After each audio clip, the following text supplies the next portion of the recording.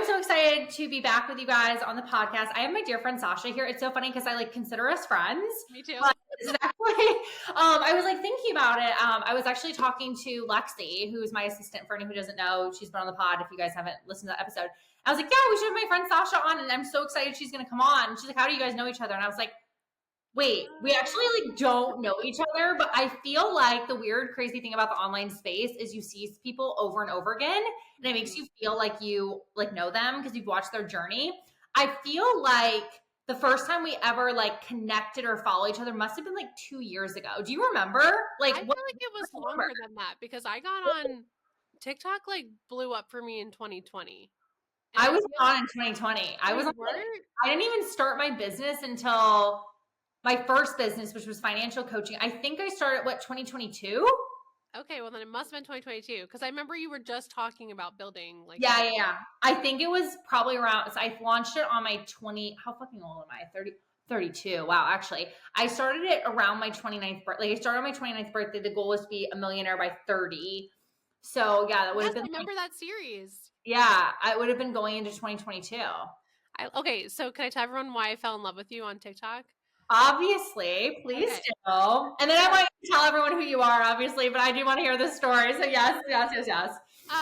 So on TikTok, you were doing a lot of you were sitting on the couch in your sweatshirt, doing a lot of face to camera, just shooting the shit, talking videos. Yeah. And I love that because I honestly miss that. I feel like a lot of social media has gone away from that a little bit, but and I remember you would always be on live, and whenever I would go into your live, you were always somebody would be trolling you and you would be trolling them back so hard. And I was like, oh my God, I love this girl. She is just so you're just so authentic and real, and you have this grit and down to earth, tough love to you that I really love. Oh my God. That is, first of all, holy shit, what a nice thing to say. I honestly, you know what's crazy? I struggled with TikTok, probably 6 or 7 months in. At the beginning, it was fine. But when I started to be more aggressive, because I really understood selling and content, at first I actually, when I started the business, I didn't have a business. I was just I'm going to start side hustles. That was the whole point. I was I'm going to do DoorDash. I was going to do all this random shit to become a millionaire. And then I ended up doing financial coaching, which I didn't even know coaching was a thing. And this was before everyone and their mother literally sold something on TikTok. This was newer. But I just I didn't even understand what coaches was. I didn't know any of this. I think you were one of the first coaches I ever followed, but about 6 months in, people started getting very nitpicky about my looks and questioning me. And I think at that point I was I'm starting to charge a little bit. And I had massive ass imposter syndrome.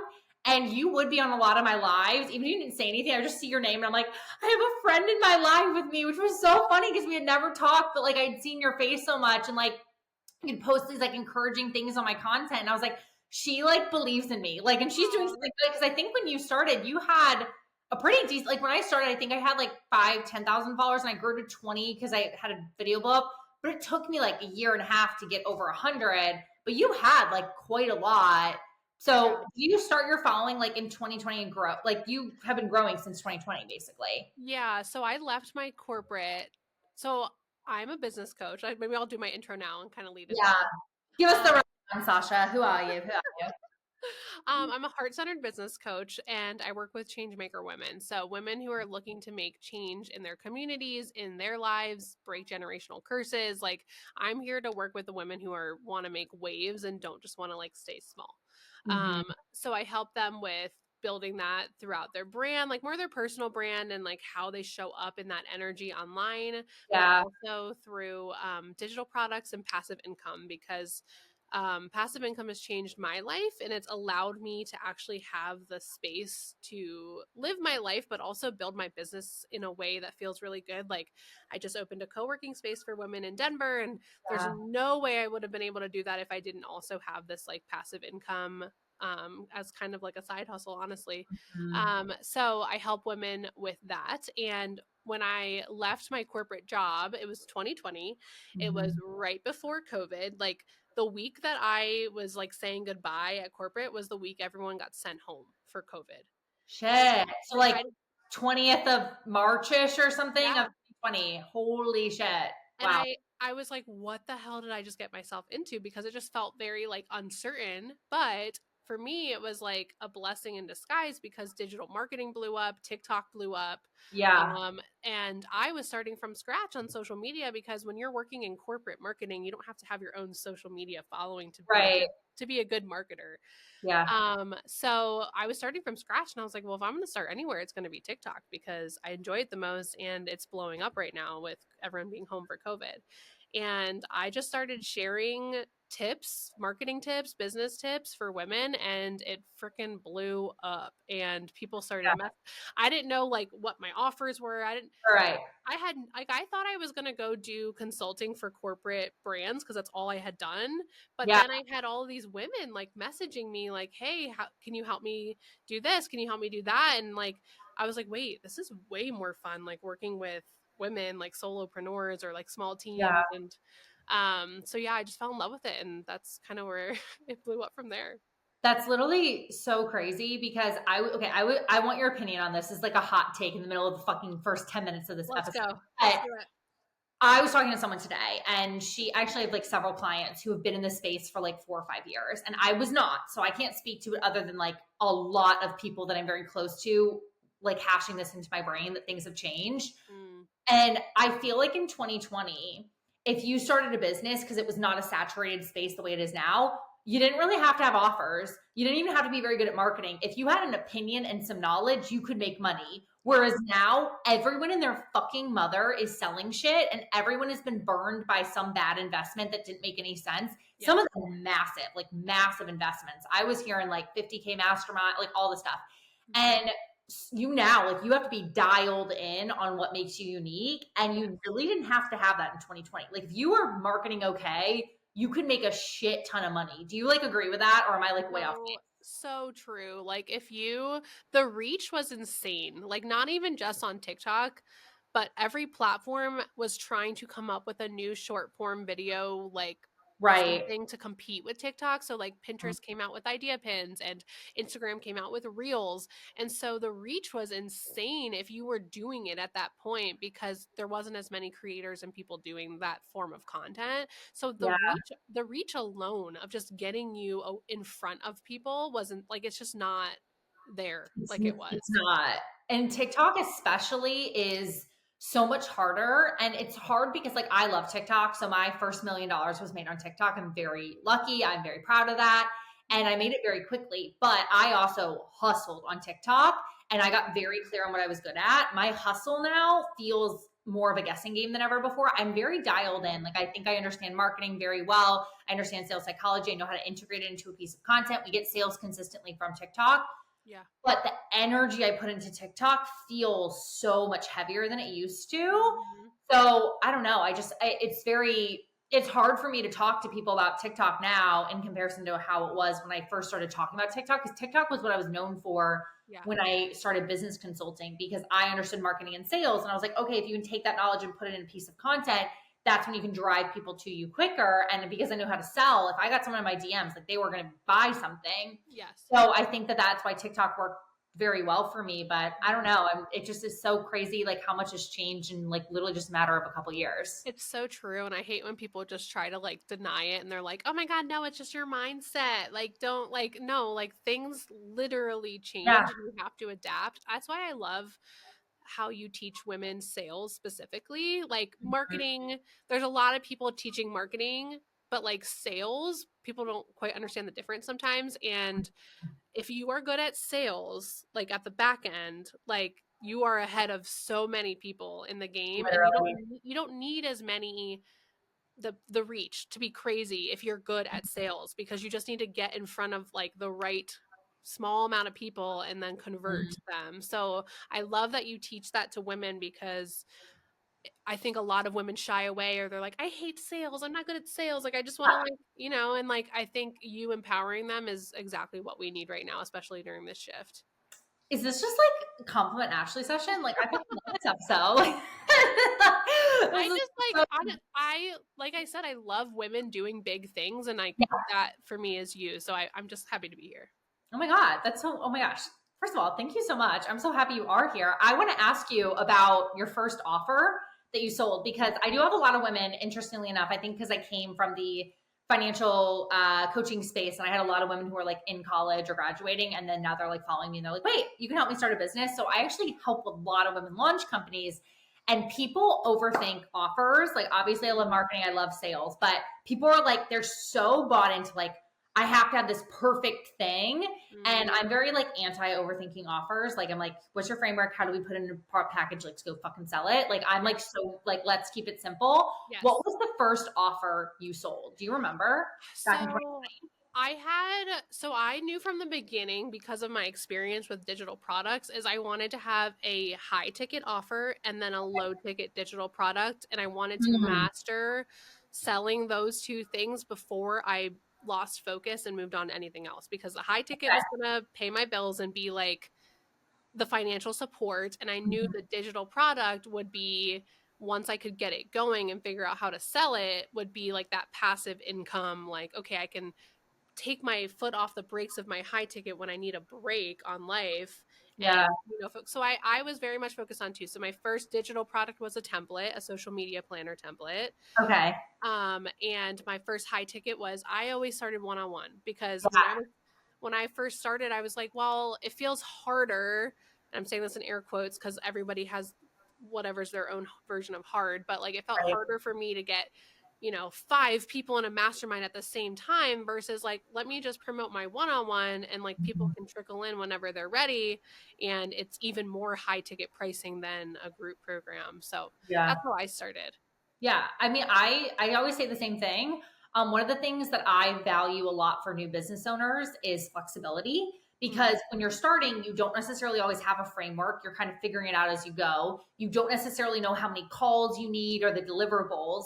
So I always say start with one-on-one because you can figure your shit out quicker and you can pivot within the offer, which will give you the knowledge to then package it up in something you know is already going to work. Yes. So I did the same thing. I did one-on-one coaching. I don't. Do you remember what you charged for like one-on-one? Was it like ridiculously low, or did you actually charge Oh, at the beginning? ridiculous. Like so low. Like I think like I started with a 3-month program for like $1,000. Like that Okay, was that's like my actually worse first. than me. I did 4 calls for 400, I think, which I guess is like Okay. the same thing, but I did like every week. So they meet with me, I do the call, and then at the end of that call, I scheduled the next one, which made me feel flexible because I was working a full-time job until we had already Oh, done like 350K. I waited until I had done 350K to quit my job. Like, it was wow. insane. So like, I was like, I don't have fucking time to schedule all this stuff. If they don't meet with me in a timely manner, then they can wait. Like I kept everything in this moving, and then at the end of 4 calls, they were done. But I don't think I Okay. charged 4 calls until 1,000 until like my 10th client, and I was like, everyone's saying yes at this price point. I should Right. probably like raise it, That's but your sign. If everyone says yes, then it's too low. you're like it's bad. So how long did you do? So you sold the digital product and you did one-on-one. Did one sell better than the other? Um, it took me a while to figure out how to sell the digital product and like actually sell enough where I was doing like 5K a month in digital sales. Like Mm, I like once you figure that out though, like that's amazing, but it took a while of like, okay, what's the right way to get this to work? So yeah, the one-on-one was definitely like my most profitable, and I would like raise it every time somebody would say yes. That yeah, was like, I had a lot of money blocks in the beginning, which I feel like a lot of women do, of like right. charging the right prices. And so I would just keep raising it to the point where I was like, oh, like, and like I think the feedback I got and the results that I got women, I was like, wait, she just made, like 50K in this time we were working together and I charged that. Like it didn't make any sense. So like I started to build up my confidence. And so I think just like starting is the most important. Like if you're like, don't worry about it being the perfect price or being the Yeah. perfect structure. Like you're going to figure that stuff out and be like, okay, that was way too low, let me change this Mhm. up the next time. Yeah. What kept you like motivated in the beginning? Because you didn't have a job. So like you really had to make money. Did you have any clients before you went off on your own? Or did you just literally So turkey? I did decide when I left my full time I worked with a headhunter, like a corporate headhunter, to find a contract position because for me, I felt like I worked at such a toxic corporate Like, it was so bad. Like, I did not have any creativity or capacity to build a business on the side. But so I personally was like, let me get a contract position, which will be the financial security. It'll be easier work than like being full time at corporate, and I'll actually have the mental capacity to build. And it was wild. Like, I got a contract position that paid me more than my corporate salary was. And Oh my I God. was working probably 20 hours a week for them, and I was making more, and I was like, wait, Ching. what? Like, what is Yeah. happening? Yeah. So yeah, that was like my exit plan. So I think it's just important for everyone to understand their financial situation, and like can you just go full time and like leave everything, or do you need to have like like some cushion? Do you need, like everyone needs to have their own financial exit plan. Yeah, I always tell women, like, I am very much keep things really easy and easy to manage in the beginning. Get clients at a high ticket because that will allow you to replace your income. Because I mean, when I left my job in 2020, I left a sales job. I would have made $500,000 that year. So I would have walked away from a lot of money. And then I pretty much for 2 years was at a job I hated, but I was like, okay, this gave me capacity because I can't work 100-hour weeks and start a business. I was very fearful of leaving. And I had a lot of money, as people knew. I was talking about financial coaching. I talked about how much money I had. I had a lot of money in the bank, but I acted as if I had $0 in the bank. And that was the best thing I ever did in the beginning because it allowed me to say, I have to have my double my corporate salary for 3 months before I know I'm good to go. At that point, I had reoccurring revenue for like 4 or 5 months. And that gave me so much peace of mind when I quit. And again, I had a lot of money in the bank, but I pretended I had nothing. Oh, And that's smart. that like mindset, I think really made me hustle Yeah. because I was like, I am not quitting until I had done X, Y, and Z. And then everything kind of fell from there. But it was super terrifying. And I think when you're operating out of a place of like falling behind, Yeah. way overthink because you put so much pressure on the actions. When you feel like you have a partner in the process, which is like a full-time job or a contract job or like a lot of money, 6 months saved or whatever, when you have that, it allows you to operate from effectiveness and efficiency of like, I'm going to go out and I'm going to get money. I'm going to get clients. I'm going to focus. That I think is the biggest game changer when women or whoever go into situations where they're like feeling desperate. They literally can't fucking make up their fucking minds. And I tell all my clients this, I would say this to their faces. I have said it to their faces. When you are operating the place of like, I am so desperate if I don't get money in, nothing you fucking say in your marketing is going to make sense. Your offer is going to make no sense. Like nothing's going to work. And I see it time and time again, the most capable people who just can't make things work because they literally are in desperate times. And I think you need that roadmap and you need a plan. And I think the proactive approach to business people neglect because it's like, just risk it all, figure it out. And I do think that there's an element of that, but I also think you did it very well of saying like, I want something that's stable, that gives me flexibility. And that's probably why you were able to see really quick success. 100%, because I wasn't like, I took the space and the time to be creative and like, Mm-hmm. like figure out my content strategy and how did I want to show up. And like, because I had that financial backing, it gave me that white space. I always say like, you need to Yeah. create more white space in your life to get those big ideas, the vision, to get clear on those things. And then the how and the plan starts to fall together. But like, if you're just so like focused on like, what is the next way I'm going to make a quick buck?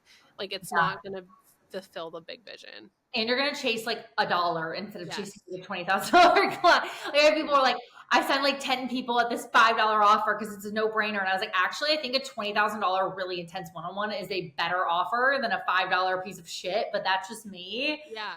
How did you find value in creating digital products? Because I think a lot of people think lower ticket, low value. I don't want to give it all away. Do you have any like formula or secret tip on how to jam pack value into offers while also allowing that to be a stepping stone for like I mostly serve high ticket like programs and services. So I think a lot of people overthink digital products and they haven't found the sweet spot. What's the sweet spot? So I think if you have a really high performing high ticket, it's really smart to have a digital product that feels like the intro or first step to that whatever transformation you're giving them in your high ticket. Yeah. Have something that's it you can put in a digital product that's like a mini transformation. It's like the first step. So like, for example, if you were taking someone through a 6-month style incubator where they're going to learn how to have their own style, maybe the first step is like just helping them clean out their closet. Like, what is Mhm. that first initial thing that someone's going to say like, oh, this is like a really low risk investment. Yeah. But you want, the important thing is that you have a strategy of how you're blowing them away in your digital product and how it's leading into the next step you want them to take. Yeah. Because, you know, if someone buys that, now they're going to be like, okay, my closet's cleaned out. What else? What do I put in it? So like, there's always going to be a next step, but like, how are you? So for me, it's email marketing and automation. Like, how are you taking them from, okay, they bought this. Now let's take them down the messaging and content journey of, well, now you need something bigger. You need, you know, the next step. Yeah. I feel like when I saw you on social a lot, you talked a ton about email. Fun fact, I fucking hate email. I need you. I literally suck at email. It is my worst area of my business is like email marketing. Yeah. Was that like your bread and butter in the beginning, or did you focus on all marketing? And is that still like one of your biggest, I guess, aha wins that you can provide your clients is with email? 100%. Like, it is a huge part of the passive income strategy I help every single one of my clients with. Mm-hmm. And that is because, so my background, like, I did email marketing for corporate brands. That's like where I came from. So I have a lot of like testing knowledge with big brands who have made millions and millions of dollars every month using email automations. Yeah. And so to bring that power to women who you don't have to necessarily, like, my big thing is combining social media with email marketing. So it's not like it's one or the other, like they need to go hand in hand. Mm-hmm. But to be able to take your sales journey, your process, your content journey of how you're warming something up, someone up, nurturing them to a sale, to automate all of that in your emails, it's like, for me, it's the secret sauce of how you 10x your business, because you don't have to, you know, necessarily be showing up on social media all the time, 3 times a day on TikTok like we used to, because that messaging is happening for you in the background. So yeah, like for me, email will never, I mean, until it like literally goes away, it'll always be a big part of my marketing strategy. And that was really what you promoted in the beginning, right? Mhm. That was like a Yeah. big part of that. Do you Yeah. And feel I think like the shift I've kind of made over time is like, I used to be so focused on just like, my niche was email marketing. Like I like, would just help with that. And now like that wasn't lighting me up enough. And now email marketing is one tool in a bigger puzzle of like, how do we get you fully showing up in your power, making passive income, following your, like a bigger business transformation than just the email side of it. yeah, I was gonna say, I'm like thinking about this. I'm like, God, I really like I think about how much next year we're focusing on lower ticket. Now, I've actually never built a digital product. The only Okay. digital products is usually like live master classes that I allow people to buy like replays of. But I have a lot of clients that do, and they are when they're struggling to sell, it's 90% of the time a lot of the email processes in the business because they're either buying the digital product from like a mini chat or something else. But if you're trying to basically sell that after a freebie funnel or as an additional bonus, the email is usually like the make or break. What are people fucking up with email right now? Like, where are you finding the biggest mistakes? The biggest mistakes with email is they're not thinking through the entire customer journey. So Mm, they're like, okay, I got their email, I sent out one automated thank you, and then they like fall off the face of the earth and they never email them again. So like, some people just have an email list and don't know what to do with it. But the second thing I think people mess up with email is they like get so hung up on like how much they hate email, or like, yeah. you know, they're like, I don't know what I'm doing, that they put like no soul or like their brand personality into it, and it comes off super stale or super salesy. Like there's so much that email can do. Like if you have a podcast that you're trying to grow, you can just put that in your welcome series, and now you're like growing your podcast on autopilot too. Like, it's, people think it's just for, oh, I'm just going to make a quick sale with email marketing, and it's Yeah. like, no, this is like a nurturing. The people on your email list are usually your hottest people. Like they not only decided to click follow on social media, they decided to give you a piece of their personal information, which people like usually like guard their email like sacred now. They Yeah. gave that to you. So like, they're like the hot, like they're the most interested people of, you know, your community, in my opinion. Yeah. No, 1000%. It really, I think people don't tap into it because it's interesting. Email can be sometimes one of those things that you can just, if you just commit to doing it, you can set it up and fucking leave it. But I Mm-hmm. think that hurdle of like, I want instant gratification. So I'm going to go Yeah. post a TikTok Yeah. versus spend 5 hours or whatever it is to set up an email sequence. I think we just neglect a lot of that because when people think sales, they think, let me go do something to make a sale versus set something up that can actually create long-term sustainability, which I feel like is a lot of where your mission has gone. Does that always been like the purpose, or did you get more clarity on what your purpose is as you evolved in business? I think I got more purpose as I evolved and started working with women. I started to hear their story of, like, for example, a woman came to me, her name is Michaela, and she had a very successful product-based business on Etsy. Like, she was Mm. selling like like, you know, what you'd buy for your bridesmaids and stuff. But Yeah, yeah. she was hustling 24/7 to get these like packages out. Like, she was doing it all by herself, and she wanted to become a mom in the next year. She was like, I Wow. I physically am not going to be able to do this. And yes, she could like hire people, but she knew in the back of her head, she's like, I want to transition to something that gives me more freedom to be with my family. And when you start to hear those stories, it becomes less about like the strategy and more about like the soul and the person. And Mm. for me, like, email marketing has always been a tool to get people more sales on autopilot, but now I'm like seeing what it does for your life, like Mhm. being an entrepreneur. Like, when I was in corporate, it felt like a bunch of numbers I was playing with. Like, I was like, okay, we're sending out 1,000,000 emails for this list today, we're going to have a 20% conversion rate. Like, it was very like mathematical strategy, very like masculine energy. And now I've realized, like, wow, this is a tool that like helps women like live their most authentic, like highest self life. And like, that for me is just, it's always been a part of it, but now it like makes way more sense why I was Yeah. so driven towards it. I really love that because in thinking about your content, I actually feel like that's it. You know, obviously we market our beliefs and our vision. Like, I'm very much like, if you're good at sales, marketing becomes easier. If you're good at sales, navigating people into offers and selling your, like, every piece I think comes from sales. It's like, that's what we talk about.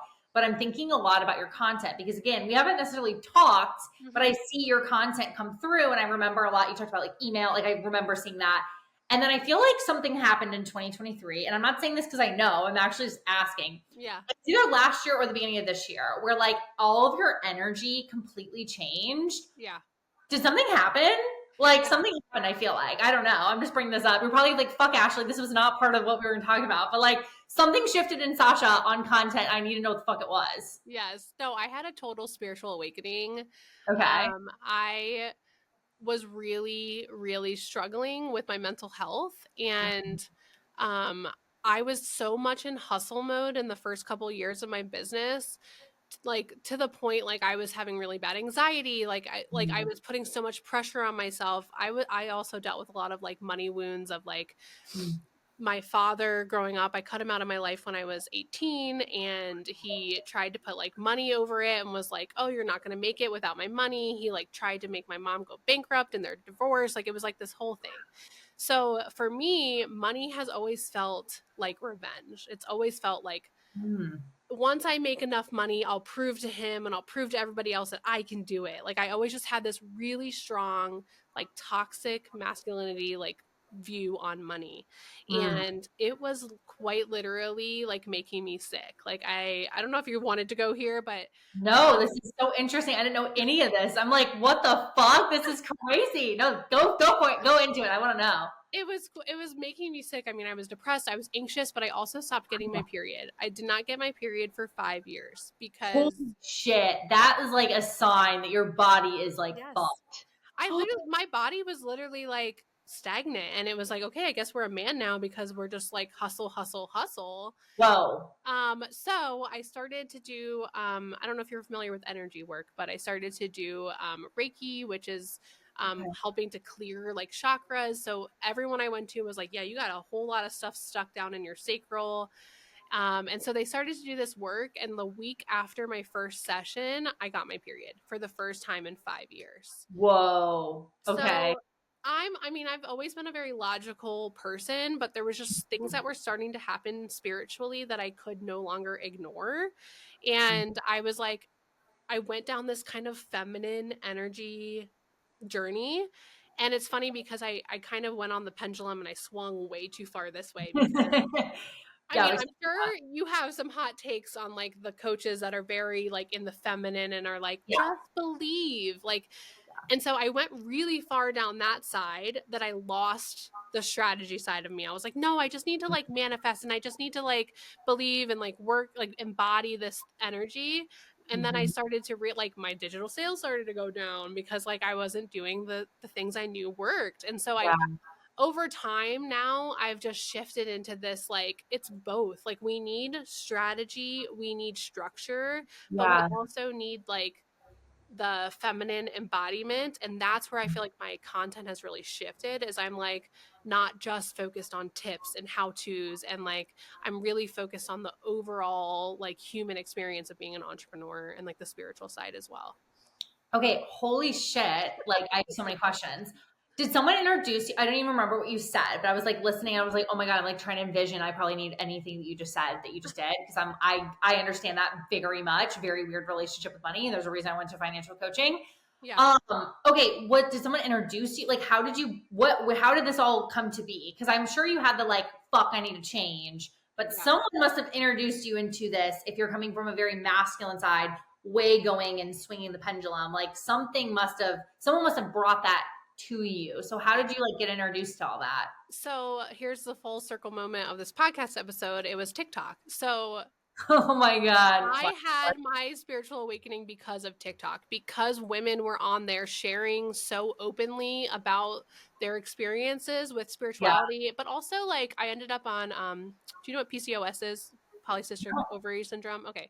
So No. that's basically what I have. So like that's how it manifested in my body is I have this condition PCOS where you have Okay. trouble getting pregnant, like you stop getting your period, like all sorts of different Oh things. yeah, yeah, yeah. Okay. And Yep. so on TikTok, I landed on PCOS TikTok. And so I started to learn, like, wait, I think this is something I have because the women were sharing their experiences, their symptoms.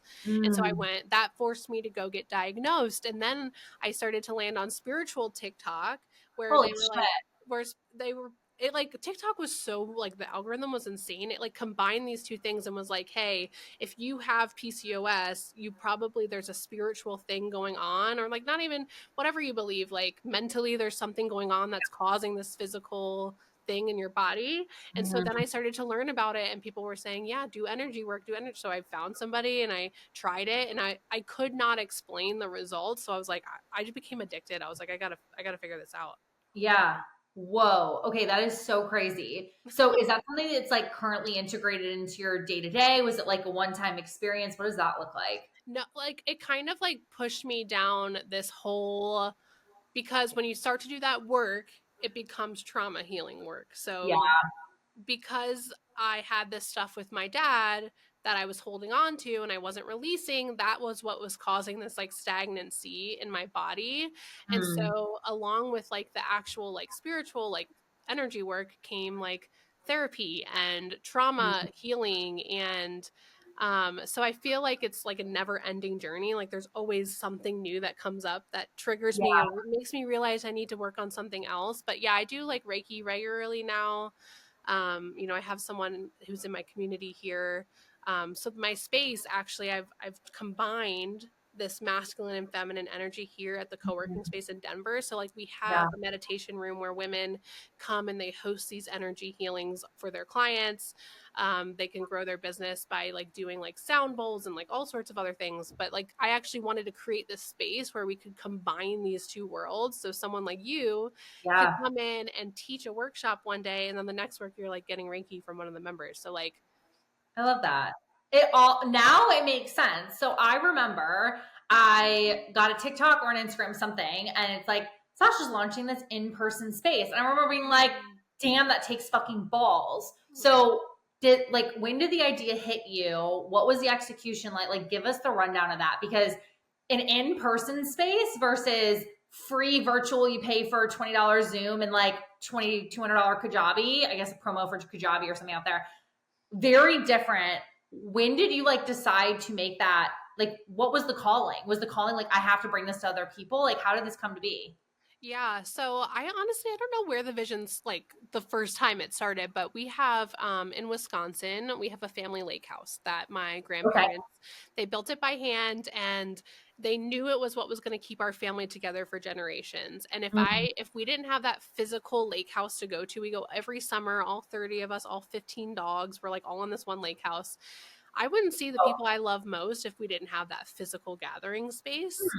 And so for me, I remember just sitting there one day and I was just like, gosh, we like need this for women in business. Like we need a spot. Like I always envisioned having like the coffee shop at Friends, like yeah, somewhere that you and your friends would always go to that would like keep you together. yeah. And so I had this vision. I was like, I want to open up a space, but I don't want it to be like a WeWork. Like I want it to be an actual community where you know everybody, you know their dog's name, their kid's name, and you work together to grow each other's businesses instead of just like going to a co-working space and like sitting down and not talking to anybody. Yeah. So I had this vision in Wisconsin and was like, there's no way it'll do well here. Like there's not a lot of entrepreneurship going on in Wisconsin. So I was like, well, where I'm gonna move. Like I'm single, you know, I Yeah. don't have anything tying me down. Like where would this be successful? So I went to Austin, Texas, and it was way too hot. I was like, I'm not doing it here. And then I went We to moved to Austin and then we're like, oh. I traveled there because I was like, where do I like? I Oh, just started okay. traveling across the We moved to country. Austin and we're like, I'm just gonna do this. Oh my God. I No, was like, that's I really visited. bold. And the next place I went on my list was Denver. And as soon as like the plane hit down and I saw the mountains, I was like, oh my God, my heart, I just knew. I was like, this is it. This is home. It's like for Wow. me, Denver is like the perfect blend of spirituality, nature, but like entrepreneurship is huge here. Yeah. So yeah, I was like, okay, it's gonna be Denver. Holy, I am so like I have chills up my body. I'm not even kidding. I am so inspired right now. Because I've been talking a lot about in-person events and like just the desire to bring people together because when I send private clients, they get a VIP day. And I used to allow them to do it in virtual. And I kind of want to be like, no, you have to do in person if you're gonna work with me for in that like capacity.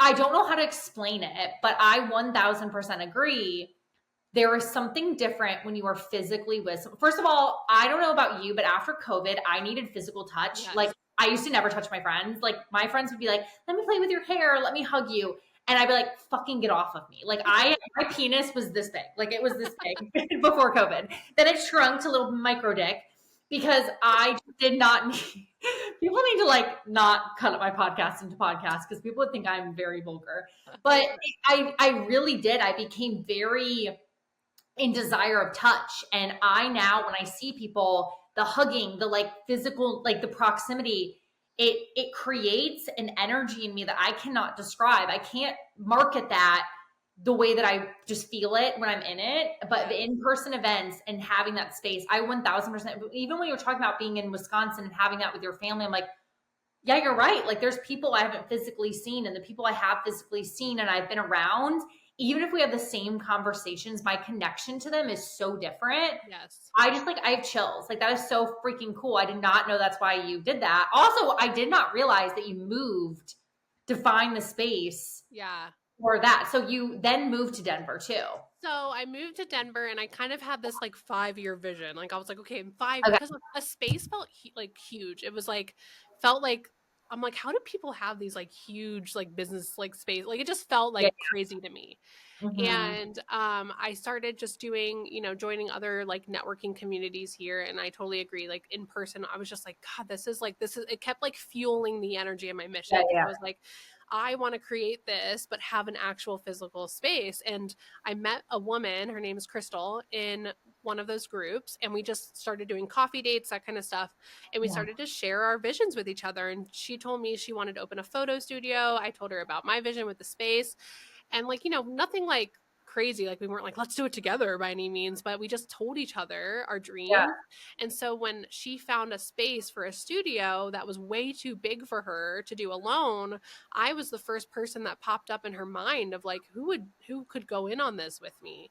And Oh, so she called me and was like, hey, I have this crazy idea. You want to come see it? And I was like, hell yeah. Because at the moment I felt something really big coming, but like didn't know what it was. And then this kind yeah. of landed in my lap, and it was more of a like, a leasing situation where we would just rent the space out per month. And it was like actually very doable with 2 people. And so I was like, okay, we're going to do this. And we had to make the decision in 20 minutes of seeing the space because there was like 75 other people interested in looking at the space. Holy shit. And you're like, this is the calling. Yeah, I hadn't even looked at any other spaces to like compare it to. I actually asked my grandma, because she's now passed, that made the lake house. I said, Grandma, I don't Mhm. care if this is a hell yes or if it's a hell no, but please, like, once I walk in there, let me know right away what it is. And as soon as I walked in, the That main grandma better said hell fucking yes. That's what I want to hear grandma say. Yes. When I walked into the living room here, there is this big, they're beautiful, like wooden rafters and this window that is the exact same shape window as the one in my lake house. Oh my And God. oh, I have chills. Um, Oh, and so I started laughing when I saw it and was like, okay, I don't know, like I'm not even gonna like think about it. Like that's where I feel like the feminine energy comes in. yeah. And I had to like leave behind the strategy and the statistics of like would it work? Like I had to just believe in myself and know like if I'm so embodied in this mission and vision, like I will make it work no matter what that looks like. So Yeah. that was like kind of like, yeah, that's how it all Oh. started. Oh my gosh, wait, that's like such a full circle. That's so crazy. I love that she got to be part of that and that Yeah. you like got her blessing. I feel like someone was asking me like the difference between like 6 and 7 figure business owners. This is so random, but like I was just thinking about it because I feel like it applies. And I said, women who just operate at a higher level, they have big podcasts, they host big sold out in person events, they have whatever. They just like move. Like money follows momentum. Yes. And I really believe that to my core. Both my houses, I bought my first house at 22, and then I bought my dream house that I currently live in at 27. I bought both of them in under 15 minutes. I've spent $1 million in under 15 minutes I love at that. 23 and 27.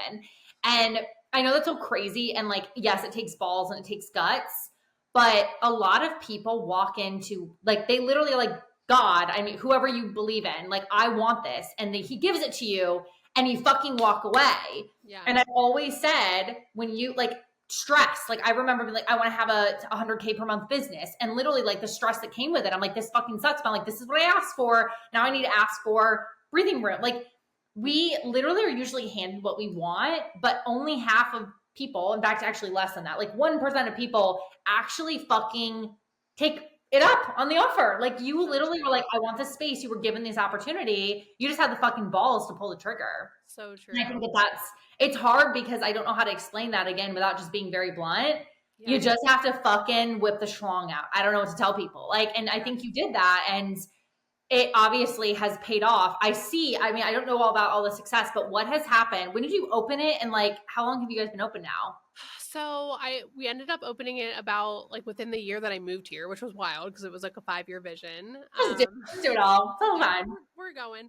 Yeah. And we've been open for a little over a year, and my business partner has decided to exit because she has 2 little girls and she just, having an in-person space, it's a lot. It is a lot of time, energy, a lot of in-person. And so she realized like she really wanted to spend more time with her family. And so she's going to exit. And so I'm taking the whole thing over, which has been a whole nother like emotional roller coaster of like, Yeah. okay, like, so it never ends. Like you never stop like elevating, leveling up. There's always going to be something else that brings up some other like money wound, like Yeah. just at a Yeah. bigger level. So yeah, so that's kind of where we're at now. Is I'm taking it over, I'm rebranding it to just be my brand, her house.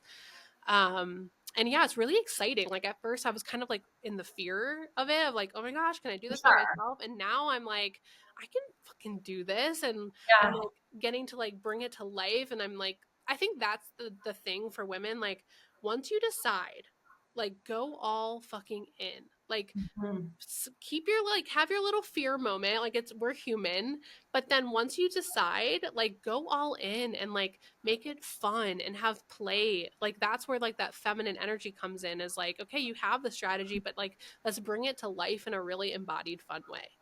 I love that. Can I ask you about, not like obviously details you don't want to share, but like the profitability of this? An in person again Yeah. is very difficult. So, what was like the vision for making it profitable? Is it like a monthly subscription? Is Yeah. it, do you host like one time events? What does that look like right now? Yeah, so it was really important to me to, especially in the first year, I knew it was going to be like our experimental year, and so Right. we wanted to have different revenue models, like ways that people could Yeah. come and use the space. So we were profitable within the first 6 months, which was amazing, um, Amazing. especially Huge. because like the amount of furniture to like it is insane. Like Yes. I never could have imagined. Anyways, So we have a subscription model, so a membership model and there's different tiers of that, and they get access to different things with the different tiers. People can also just book. We have 9 different rooms. So like I'm in the podcast studio right Wait, now. this is fucking huge. You have 9 rooms? Yes. I thought you had like 2. No, it's 9 rooms. Holy shit. Oh my God, that's huge. That's scary. Holy. I thought it was smaller than that. In my brain, it was like the main room with like 2 rooms. 9 rooms? 9 rooms. It is smaller. Like if to me it feels like a sorority apartment, if I'm being honest. Like it's in an office building. Yeah. So definitely not my dream location by any means, but like again, these are like the stepping stones. Yeah. But yeah, we have 9 rooms, and like, you know, the one I'm in right now, the podcast studio, I don't even know. It's like it's a small little office room. Mm-hmm. I forget where I was going with that. You have a subscription model, and then you have a room that you also rent out. So someone could rent just the podcast room for a couple hours. We have a studio. We have the meditation room to host breath work and that kind of stuff. We have a conference room. We have a private office room. Damn. So we're trying to like hit on all these different ways that people can come rent it. But then we also host paid events here for our, like, you know, for my brand. So yeah, there's all sorts of different ways people can come and pay us money to use the space, basically. But yeah, it's I mean, it's been a dream come true. It's definitely not like making, like, I still have to have my coaching business to make the income like that I need to live off of. Like we're definitely not at that point yet, but yeah, I mean, with any membership model, people come, people fall off, and then new people join, and then someone falls off. Right. Like, it's just, you know, I think the biggest thing, though, is, like, keeping the community and, like, the sisterhood alive, because that's why people stay. Like, they come looking for a space to rent, like a podcast studio, but then they're like, holy shit, the women here are cool as hell. Like, I want to be here all the time. And, like, so really for us, like, the membership model, like, the community is, like, what keeps the place thriving. I love that. So what's the new 5-year vision, since you fucking did your 5-year plan in like 1 year? So my new 5-year vision would be like dream location type of spaces. Like I know I need to go like get an investor. Like if I want to go like big, I need to go bigger. The big vision would be I want like these locations all over the country, and I want it to be a brand that, you know, you can go to the Austin location or you can go to the New York location and just kind of like bring this further than just Denver.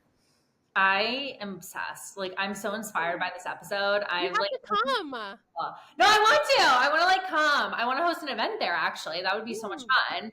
That's so cool. First of all, I just want to like give you kudos for like having the balls, and because I do think we get so comfortable in like coaching or whatever it is. I mean, I don't just support coaches, but I do have a lot of coaches, and it's very profitable. Like you really can. I want to be very transparent. Like, is it hard work? Yes.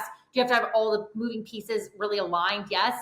But if you have a good marketing plan, you know how to sell within your marketing, you can sell in a conversation, you can sell high ticket, and you have a good offering. I'm going to be very honest. There's people who come here can make 600, 800K a year, and you can work 20 hours a week. Like I'm so adamant about that. I'm not trying to sell anyone. Obviously, if you want to work with me, you know where to find me. But like truly, you can make money.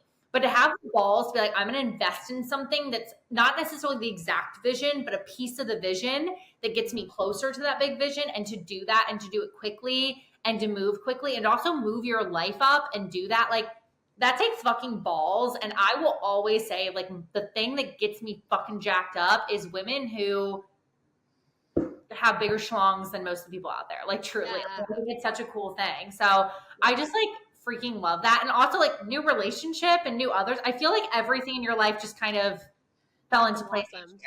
Yes, 100%. And I think that's because I said yes to like my true vision. Yeah, it's definitely, I mean, the last year when you look at like my profit and loss, like it is very different than when I was just coaching full time. Yeah. And it doesn't make sense to a lot of people. They're like, why don't you just like go back? Like I'm not making as much money as I was before. And I'm like, it doesn't like it didn't feel aligned anymore. And I wouldn't I would not be happy just doing that. So I feel like if you just trust your vision and you just keep saying yes and going all in on that, like that's what's going to make the difference. Like who cares what anybody says or if it feels like it's the right thing? Like 5 years from now, I'm not even going to remember that I was in this kind of like weird financial space that I am now. Like it's like that's part of the process, and I'm learning a ton and I'm having fun with it. Yeah, business has ebbs and flows. I always tell people it's not literally this. You have to kind of experience this in order to have the exponential growth. And I just think it's such a cool thing on your story. So if anyone is wanting to come visit, wanting to connect with you for events, it sounds like you guys do so many things. If you're in Denver, I do have some women in Denver. I'm going to send them your way. Cool.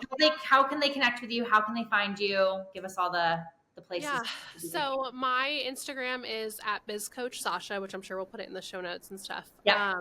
And then I'm actually doing the rebrand right now on our studio. So I'll give you that new, whatever that is, when I'll give that for the show notes as well, because I haven't even changed the name yet. Oh my God. I love that. Well, that's incredible. First of all, I want to come visit. I would love to host an event there. I actually was messaging one of my friends and I was like, I want to host a big event next year, not like a massive, just like a retreat style, like women get together.